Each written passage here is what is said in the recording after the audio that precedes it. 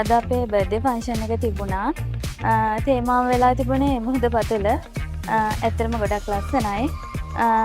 එහිදී අපි ගොඩක් විනෝද වුණා. අපිට ද්‍රව්‍යමය වගේ මූල්‍යමය තෑගිත් ලබා දුන්නා.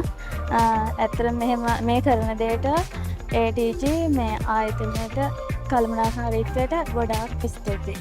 අද දින අපගේ උපන්දින සාදය පැවැත්වුණා. ඒ වෙනුවෙන් අපිට ද්‍රව්‍යමය මූල්‍යමය ත්‍යාග හම්බුණා. ඒ වෙනුවෙන් මම සංවිධායක මණ්ඩලයට මෙන්ම ආයතනයේ කළමනාකාරීත්වයට බෙහෙවින් ස්තුතිවන්ත වෙනවා.